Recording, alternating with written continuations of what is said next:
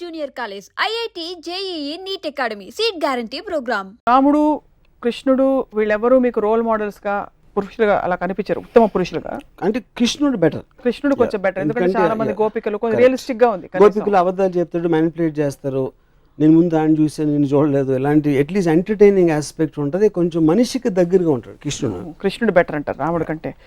బుద్ధుడి గురించి మీ అభిప్రాయం ఏంటి? మీలాగా అంటే బేసిక్ గా చాలా బలమైన అభిప్రాయాలు ఉన్న వ్యక్తి, ఐ డోంట్ వాంట్ దిస్ వ్యవస్థ, ఐఎమ్ లీవింగ్ అని వెళ్ళిపోయి. ఇప్పుడు బుద్ధుడు నా పాయింట్, ఇప్పుడు desire is the root cause of sorrow అనేది basic one line philosophy Buddhism, అంటే most important the fundamental point అది.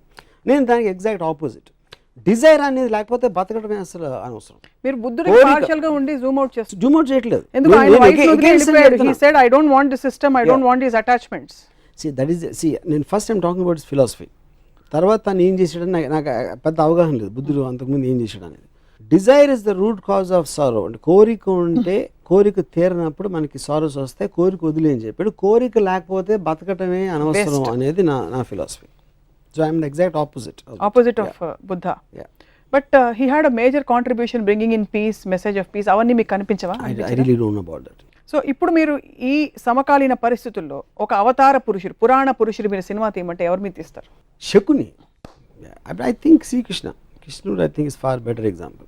ఎందుకంటే ఎలిమెంట్స్ ఆఫ్ శకుని ఉన్నాయి కృష్ణుడు దగ్గర, కానీ కృష్ణుడు తెలియదు ఆ విలన్ ఉంది అంటే కొంచెం నాకు, అంటే ఆబ్వియస్లీ మన అందరికీ కూడా కృష్ణుడు ఎన్టీఆర్ గారి నుంచి వస్తుంది కాబట్టి నాకు చాలా స్ట్రాంగ్ ఇంప్రెషన్ ఏంటి, ఎవరు ఏమి చెప్తున్నా భీముడు కోపం వస్తూ ఉంటుంది, దుర్యోధనుడు కోపం వస్తూ ఉంటుంది, ఈయన ఒక చిన్న నవ్వుతో, అది యాక్చువల్గా దేవుడు నా దృష్టిలో. ఎందుకంటే అబ్సల్యూట్లీ ఈజ్ అన్ఎమోషనల్ అబౌట్ ఎవ్రీథింగ్. శ్రీకృష్ణుడు నేను ఎప్పుడు కోపంగా చూడలేదు.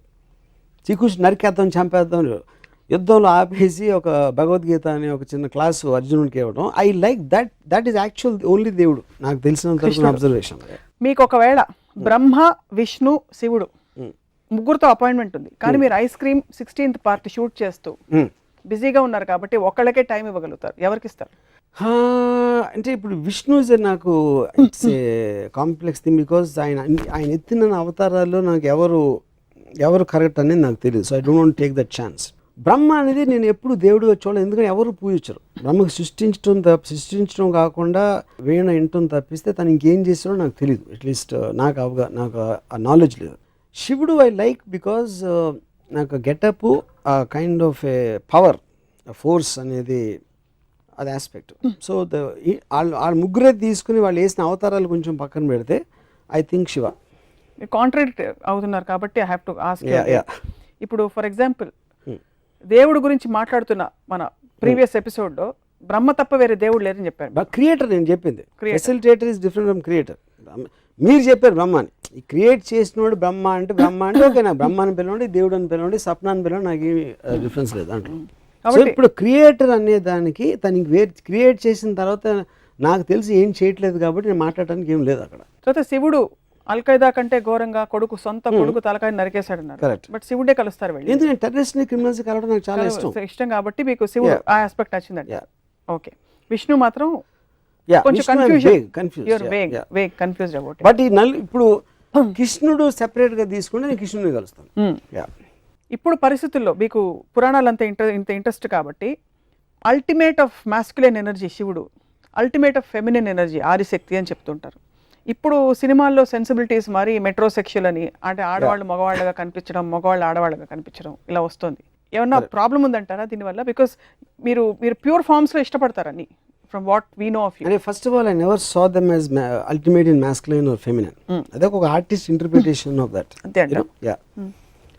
ఇంకా ఇదేంటంటే heterosexual whatever you are talking about, I think it's advancement. మనిషి అనేవాడు క్రియేటివిటీ అంత ఉంటుంది కాబట్టి కుదురుగా కూర్చోడు కాబట్టి ప్రతి దాంట్లో he will want look for advancements and creative aspects. అలా వచ్చింది అది ఇంకా జరుగుతూనే ఉంటుంది అది. సో మీరు సినిమా తీస్తే will it be on Ramayana or Mahabharata? Definitely Mahabharata. Because more characters, more I mean connectivity and క్యారెక్టర్స్లో చాలా ఏమంటుందని గ్రేనెస్ ఉంది. రామాయణంలో రైటర్ కంప్లీట్లీ రాముడి సైడ్ తీసుకుని ఈ just putting all the other characters, ఈడు మంచి ఆడు చెడు ఇద్దరిని డిఫైన్ చేయట్లేదు. అంటే నాకు రావణాసురుడు ఇప్పటి వరకు ఈ శూర్పణఖ ఇష్యూ వచ్చిన తర్వాత అంతకుముందు లంక ప్రజలు రావణాసురుడితో హ్యాపీగా కాదా అనేది నాకు ఇంతవరకు అర్థం కాదు.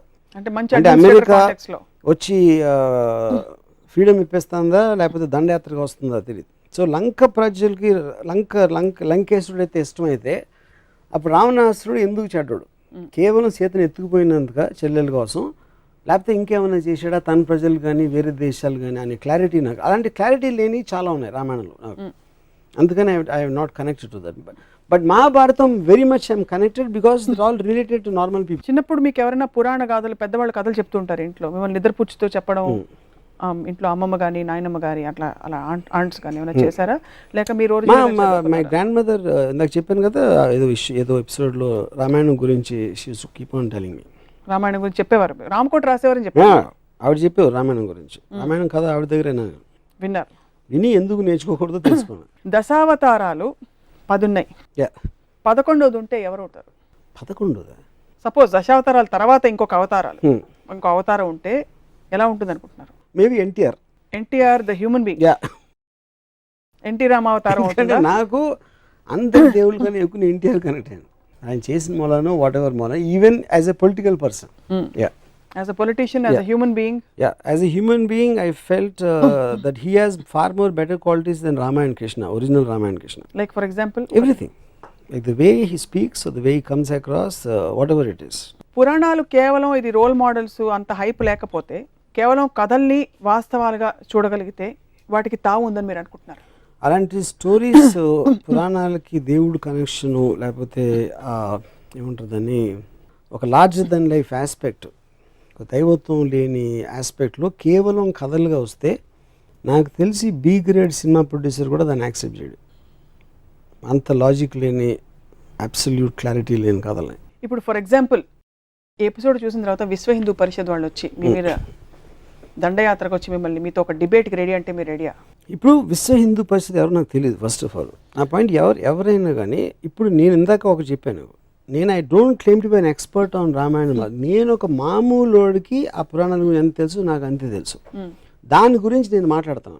అప్పుడు దానికి ఎక్స్ప్లెనేషన్ చేస్తా. నీకు అర్థం అవ్వంది ఏంటంటే శివుడు తన కొడుకుని ఎందుకు చంపాడు, తల నరికి ఏనుగు తల ఎందుకు పెట్టాడు, తన కొడుకు తల ఎందుకు పెట్టలేకపోయాడు అనే దానికి ఎక్స్ప్లెనేషన్ నాకు ఇస్తే I will very happily listen. I will be very glad. I might go and join Hindu Parishad. Join అవుతా నాకు సాటిస్ఫాక్టరీ ఆన్సర్ ఇస్తాయి. సేమ్ థింగ్ అయోధ్యను వదిలేసి ఉట్టి ఎవరో ఒక పాతకి కైకేకి ఇచ్చిన వాటికి రాముడిని పంపేసి అంత ఇర్రెస్పాన్సిబిలిటీతో ఒక కింగ్ ఉంటే దాన్ని అది కరెక్టే తను చేసిన ఎక్స్ప్లెనేషన్ ఇస్తే నేను విహెచ్పిలో చేస్తాను. కృష్ణుడు most intriguing character, most interesting character for you. స్త్రీ క్యారెక్టర్స్లో who is the most interesting character for you in the Puranas? I really doubt any స్త్రీ character has ever been given importance. Always under the feudalistic as సొసైటీలో రాసిన book కాబట్టి they're always relegated to the background. నేను ఎప్పుడు ఏ character కూడా, అంటే మహాభారతంలో to an extent జరిగి ఉండొచ్చు అది, బట్ నేను రామాయణంలో మాత్రం అసలు గుర్తు కూడా. రిమోట్ కంట్రోల్స్ అని స్త్రీల దగ్గర ఉన్నాయి, కైకే దగ్గర ఉంది ఒక పక్క, సీతమ్మ వారి వల్లే మొత్తం అసలు రామాయణం. అంటే అది ఇన్స్టిగేటర్ ఆస్పెక్ట్కి మూవ్ చేసిన దానికి ఒక మనం రోల్ మోడల్స్ గురించి మాట్లాడతాం. రోల్ మోడల్స్ అనే దగ్గర స్త్రీలు ఎప్పుడు నాకు ఎక్కడ కనపడలేదు. సీతమ్మ వారి సహనానికి ప్రతీక, భూదేవ్ అంతటి సహనం సీతమ్మ వారిది. ఎలాగా అంటే అప్పుడు ఏంటంటే దాన్ని రాసింది నేను ఏం చేసినా పడి ఉండాలి అని మగోడు ఒక స్త్రీని నొక్కి పట్టించడానికి ఒక సీతమ్మ వారి ఒక ఎగ్జాంపుల్ ఇచ్చి ట్రై చేశారు ఫ్యూడల్ కైండ్లో. I think that is what it is. So it's not relevant now. It is not relevant. It should not be relevant. What should she have? ఇప్పుడు నాకు ఒక normal average Indian house wife she behaves like Sita.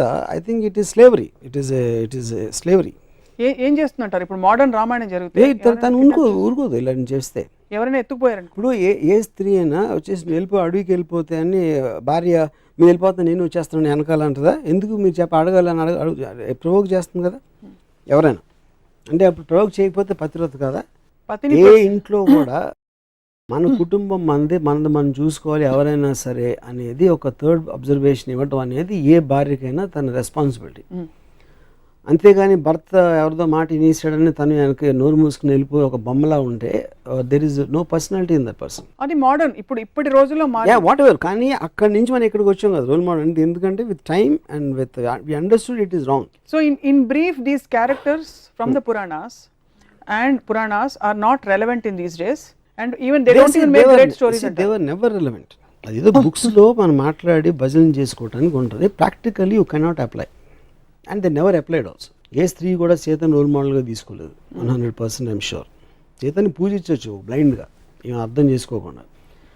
కానీ ఇంటికి వచ్చి సీతలా ఉంటుందా ఉండడం మాత్రం జరగదు. సీతమ్మ వారిని రాముడితో పాటు రాముడి పత్నిగా పూజిస్తారు, విడిగా ఎవరు పూజించారు. ఫస్ట్ ఆఫ్ ఆల్ మీరు అన్నది రైటే. సో ఎనీ అదర్ క్యారెక్టర్ మహాభారతంలో ఎవరు మీకు అసలు? Nothing comes to my mind. Nothing comes to your mind. So it was always a male dominated. Yeah, because it is written in feudalist times. Yeah, which is not relevant in democracy. నిజంగానే అవతార పురుషులు అంటారు, అవతార స్త్రీలను ఎందుకు అనరు? అది point. So what would you like to tell our viewers Varma garu about ఇప్పుడు ఇంత డిస్కషన్? అంటే ఇది directly connected to life. This is all related again to God or anything super aspect. So I don't think the answer will be very different. నా point ఏంటంటే మీకు చదివారు, మీకు ఆనందం వస్తుంది, మంచి మ్యూజిక్ పీస్ అన్నారు, దాంట్లో ఏమైనా అర్థం చేసుకోవాల్సిన అవసరం లేదు. ఆ తర్వాత రాములు వారు ఇలా వెళ్ళారు, రాములు వారు భద్రాచలం వెళ్ళారు అని వినటానికి మీకు బాగుంటే దట్ ఈస్ యువర్ కాల్. మీ ఎలాంటి మ్యూజిక్ ఇష్టం, ఎలాంటి కథ ఇష్టం అనేది మీ సెన్సిబిలిటీ, మీ ఎక్స్పోజర్, మీ ఐక్యూ లెవెల్ అలాంటి రకరకాల ఆటల మీద ఆధారపడి ఉంటుంది. కానీ పాయింట్ ఏంటంటే మీరు పూజించే ఒక గ్రంథం, మీరు పూజించే పురాణ పురుషులు అసలు నిజంగా ఆ పూజలకి అర్హుల అనేది క్వశ్చన్ చేసుకుంటాం అనేది ప్రోగ్రెషన్కి సింబల్. అది ఒకటి నేను చెప్పేది. ప్రోగ్రెషన్ అన్నారు కాబట్టి ఈ క్వశ్చన్ అడుగుతున్నాను. అప్పట్లోనే పురాణాల్లో progressive thoughts, for example homosexuality లాంటి కొన్ని బలమైన, ఇప్పుడు ఇంకా వివాదాస్పదం అవుతున్న కొన్ని అంశాలు అప్పుడే ప్రస్తావించారు. అప్పుడు ప్రోగ్రెసివ్ టైమ్స్ కాదంటారు. అయితే ఇప్పుడు అది ప్రస్తావించిన తర్వాత వెనక్కి ఎందుకు వచ్చామన్న? పుష్పక విమానం కట్టేసి ఎయిర్ ఇండియాకి వచ్చి అప్పుడు అది చెప్పి ఇప్పుడు కూడా సెక్షువల్ రిప్రెషన్ పెట్టి అప్పుడు అక్కడ ఏదో మనం టెలిస్కోప్ దిక్సూచి ఉంది అని చెప్పి ఇటలీ అమెరికా కనిపెట్టిన 40 సంవత్సరాలకి మన దేశానికి వచ్చి అక్కడ కనిపెట్టి అక్కడ ఎందుకు ఆపేసి? ఎందుకంటే మనం కనిపెట్టలే, ఇది అదేమీ లేదు, అది ఎవరో రాసుకున్నారు. ఆ పర్టికులర్ రాసిన అతను తనకి గే ఫీలింగ్స్ ఉంటే తను రాసేసి ఉంటాడు. But that doesn't mean it is representative of the society. ఆ పర్టికులర్ సొసైటీకి రిప్రజెంటేటివ్ అని అనుకో. అప్పట్లో ఇద్దరు వైఫ్స్ని లేకపోతే అలాంటి పరిస్థితులని, నలుగురు భార్యల్ని హ్యాండిల్ చేసే కెపాసిటీ క్యారెక్టర్స్కి ఉండేది. కానీ ఇప్పటి రోజుల్లో అది అన్వయించుకునే ప్రయత్నం చేస్తే సొసైటీ కేయోటిక్ అయిపోతుంది కనుక it is those aspects are not applicable except to see how beautifully in spite of all these things they coexisted అని కొంతమంది విజ్ఞులు చెప్తూ ఉంటారు. బేసిక్లీ అప్పట్లో ఎక్కువ ఉండేది హారెమ్స్ అనేది, వందల ఆడవాళ్ళు మెయింటైన్ చేసేది పురాణాల్లో ఉండేది. In any religion including the kings 1940 ముందు ఉన్న ఇండియన్ కింగ్స్ కూడా they use to maintain a lot. So the point of complete ఆడవాళ్ళకి ఫ్రీడమ్ ఇవ్వకుండా ఇష్టం వచ్చినట్టు బతికే ఆస్పెక్ట్ అనేది ఫ్యూడలిజంలో ఉంటుంది. And all Puranas are connected ఫ్యూడలిజం. ఎందుకంటే రాముడు వాళ్ళందరూ రాజులు, మహారాజుల కాలంలో జరిగిన స్టోరీ అది. అవును. సో ఆ ఆస్పెక్ట్లో మీరు ఇందాక చెప్పిన దానికి రెలవెన్స్ ఉండదు. అది ఇప్పుడు దాంట్లో ఏంటి, మీరు ఒక లిబరల్ సోషల్ ఒక కాంప్లెక్స్ ఆస్పెక్ట్ ఆఫ్ డెమోక్రసీ సొసైటీలో ఉన్నప్పుడు ఇద్దరు భార్యలకి మల్టిపుల్ వైఫ్స్కి ఫ్యూడలిస్ట్ కాలంలో ఉండేదానికి ఫండమెంటల్ తేడా ఉంది. ఎందుకంటే అక్కడ రిప్రెషన్ ఎక్కువ ఉంటుంది. ఇప్పుడు రిప్రెషన్ ఉండడానికి ఛాన్స్ లేదు. ఎందుకంటే ఒక అమ్మాయికి తన భర్త నచ్చకపోతే she can walk out, she can ask the help of the law or society or she can stand on our own feet. అంత ఫ్రీడమ్ వచ్చినప్పుడు పురాణాలు హ్యావ్ నో రిలవెన్స్. ఒక చిన్న క్వశ్చన్ నేను మిమ్మల్ని అడుగుతాను, మీరు అడుగుతున్నారు కాబట్టి చాలా ప్రశ్నలు పురాణాల గురించి. I would like to ask you, గుళ్ళు కట్టించినప్పుడు కూడా రాముడు అవతారం, కృష్ణుడు అవతారం, నరసింహ అవతారాన్ని కూడా కట్టించారు గుడి. పరశురామ అవతారానికి లేదు. ఫస్ట్ వచ్చిన మత్స్య, కూర్మ, వరాహ అవతారాలు ఉన్నాయి. వాళ్ళ గుళ్ళు ఎందుకు లేవంటారు? ఇప్పుడు గుళ్ళు కట్టడం అనేది బేసిక్గా అంటే ఆల్వేస్ మనకు ఒక హ్యూమన్ బీయింగ్ ఆస్పెక్ట్ ఉన్నది దాంట్లో. ఏదో చేస్తారు అని అప్పుడు ఎందుకంటే చేపని ఏం చేసినా చేప ఈదుతుంది, ఈదటం కానీ ఇంకేం చేస్తుందో తెలియదు మనకి. వరాహం అంటే ఇప్పుడు నేను లోకలైజ్ లాంగ్వేజ్లో పందు ఏదో వడవర్ ఐ మీన్. సో ఒక యానిమల్ ఆస్పెక్టు, ఒక చేప, ఒక స్నేకు, సర్పావతి ఇవన్నీ కూడా you don't know where else to take it. కానీ అంటే మన కార్టూన్స్ లాగా ఒక హ్యూమన్ ఆస్పెక్ట్ ఇచ్చేస్తే కార్టూన్కి మీ కనెక్టివిటీ ఎక్కువ ఉంటుంది. సో హ్యూమన్ అవతారాలన్నీ కూడా శ్రీకృష్ణుడు అవతారానికి మత్స్య అవతారం చేప, శ్రీకృష్ణుడు అంటే మనిషి. అప్పుడు ఎలా ఉంటాడు, ఏం చేశాడు, తను పొద్దున్న లేచి ఎవరికి పుట్టాడు, ఎలా పెరిగాడు, బాల్యం, తర్వాత ఏం చేశాడు, ఇవన్నీ ఉంటాయి. కాబట్టి మీకు కనెక్టివిటీ అనేది జరుగుతుంది ఎక్కువ, which is the reason why human shapes అనేది ఇంపార్టెంట్ అక్కడ. సో హ్యూమన్ షేప్స్ లేని అవతారాలకు అందుకే గుళ్ళు లేవు. That's the main issue. మీకు చాలా భయంకరమైన నాలెడ్జ్ ఉంది పురాణాల మీద. ఉంది కాబట్టి ఈరోజు మీ అభిప్రాయాన్ని మాతో పంచుకున్నారు. టీవీ ఛానల్ తరఫున, బహుశా మీ తరఫున కూడా ఇది ఎవరిని నొప్పించడానికి ఉద్దేశించిన కార్యక్రమం కానే కాదు. కేవలం ప్రజాస్వామ్యంలో స్వేచ్ఛగా మీరు వ్యక్తపరిచే, రామ్ గోపాల్ వర్మ గారు వ్యక్తపరిచే కొన్ని అభిప్రాయాలు, ప్రశ్నలు, బహుశా ఎవరికైనా సమాధానాలు ఉంటే గనక తప్పకుండా మమ్మల్ని మీరు కాంటాక్ట్ చేయవచ్చును. వర్మ గారికి మేము ఈ సమాధానాలు తెలియపరుస్తాం. ఏమంటారు రాము గారు? Of course I will love it. నేను మీరు చెప్పింది అదే, నేను నొప్పించడానికి నా ఇంటెన్షన్ కాదు. కానీ మీరు బిలీవ్ చేస్తుంది మీరు ఎప్పుడన్నా ఆలోచించారా? నేను ఆలోచించిన దానికి నాకు సమాధానం లేదు. మీ దగ్గర సమాధానం ఉంటే I will be very happy to hear. And మీరు అప్పుడు వేసిన క్వశ్చన్స్కి నేను ఆన్సర్ చెప్పడానికి ఇక్కడ ఉంటాను. So closing on a positive note, ఒక అవతార పురుషుడు, ఒక ఎగ్జాంపులరీ హ్యూమన్ బీయింగ్ని మనం రోల్ మోడల్గా పెట్టుకుని ఒక సొసైటీకి ఒక గైడెన్స్ అవుతుందంటే మీరు ఎవరిని సజెస్ట్ చేస్తారు? అది ఇంపాసిబుల్, జరగదు. ఎందుకంటే ఏ మనిషి కూడా ఒక దేవుడి లెవెల్కి వెళ్ళాడు. దానికి కారణం ఏంటంటే మనిషికి జెలసీ అనేది ఇన్హెరెంట్ బై నేచర్. సో ఒక టైంలో మనం చాలా టైం అయిపోయింది కాబట్టి మనం గాంధీ గారు మహాత్ముడు అంటాం. కానీ గాంధీ గారు ఉన్న టైంలో ఆయనకు చాలా పొజిషన్ ఉంటుంది, రకరకాల క్రిటిసిజం ఉండేది. సో ఇప్పుడు ఇవాళ రోజున సేమ్ గాంధీ క్వాలిటీస్తో ఉన్న ఒక మనిషి వస్తే, ఒకవేళ ఇవాళ మన పూజ్యని బాపూజీ అంటున్నాం, టీవీ 9లో వికట కవిలో వేస్తారు ఫస్ట్. వికట కవిలో వచ్చిన తర్వాత ఎవ్వరూ లీడర్ అవ్వలేరు దాని తర్వాత. సో మనిషికి ఇంకొక మనిషి మీద రెస్పెక్ట్ ఉండటం అనేది జరగదు, ఇంపాసిబుల్. ఫేజెస్లో షార్ట్ పీరియడ్స్ జరుగుతుంది. మరి అందుకని గురువులు అంటే అది రిలీజన్ కనెక్టెడ్. దేవుడు మనిషి కాబట్టి సస్టైన్ అవుతారు. ఎప్పటి వరకు స్కాండల్ వచ్చే వరకు. నిత్యానంద స్వామి కన్నడ భాషలు చూసాడు, లేకపోతే ఆసారాం బాపు ఎక్కడో అలాంటి ఒక హ్యూమన్ థింగ్ చేసినంత వరకు వాళ్ళ దృష్టిలో దైవం తర్వాత వాళ్ళే, లేకపోతే వాళ్ళు కూడా దేవుళ్ళే. సో దేవుడు అనేది, పురాణ పురుషుడు అనేది దానికి ఇంపార్టెంట్. ఎందుకంటే మీకు ఒక లార్జర్ దెన్ లైఫ్ ఒక రోల్ మోడల్ అవసరం. అండ్ అది మనమే సృష్టించుకుంటున్నాం. దేవుడు సృష్టించాడు, మనం సృష్టిస్తున్నాం దేవుడిని మన అవసరం కోసం. Although it's not relevant to the discussion we had, పురాణాలు జరిగాయని మీరు నమ్ముతున్నారా? నేను నమ్మను. ఎందుకంటే అంత లాజిక్ లేనిది రేషనల్గా జరగడం కష్టం, ఇంపాసిబుల్ అది. ఎందుకంటే నేను వాళ్ళు రాసిన పురాణం బట్టి చెప్తున్నా. ఎన్ని సంకేతాలు ఉన్నా, శ్రీలంక బ్రిడ్జ్ కనిపించినా, ఇంకోటి కనిపించినా, శ్రీలంక బ్రిడ్జ్ మనం చెప్తున్నాం. మన ఇండియాలో ఏంటంటే ఏది కనిపించినా నాదే అని చెప్పడం. పైన రామజన్మభూమి అది ఇది అని కొట్టుకుంటున్నారు. అదే చెప్తారు, ఎవరు చెప్తున్నారు? నా పాయింట్ చెప్తున్నారు. ఇందాక చెప్పాను కదా, పుష్ప విమానం కనిపెట్టిన ఎక్కడికి వెళ్ళిపోయింది, వచ్చిన తర్వాత ఎందుకు వెళ్ళిపోయింది అనేది నా ప్రశ్న. So you don't even believe? మీరు త్రేతాయుగంలోనో ద్వాపరయుగంలో ఎక్కడో పుష్పక విమానం ఒకవేళ తయారు చేసి ఉంటే అది ఉండలేదు, ఏమైపోయింది, ఆ థాట్ ఎక్కడికి వెళ్ళిపోయింది? ఒకటి, పెట్రోల్ లేకుండా నడిచేది అది. కానీ ఎందుకు వెళ్ళిపోయింది, ఎక్కడికి వెళ్ళిపోయింది అది? అప్పుడు మళ్ళీ రైట్ బ్రదర్స్ 1910లో ప్లేన్ చేసిన తర్వాత మనం 1940లో అడుక్కుని ఒక చిన్న ప్లేన్ తెచ్చుకున్నాం. పుష్పక విమానం తెలివి మనకి అన్ని వేల సంవత్సరాల క్రితం ఉంటే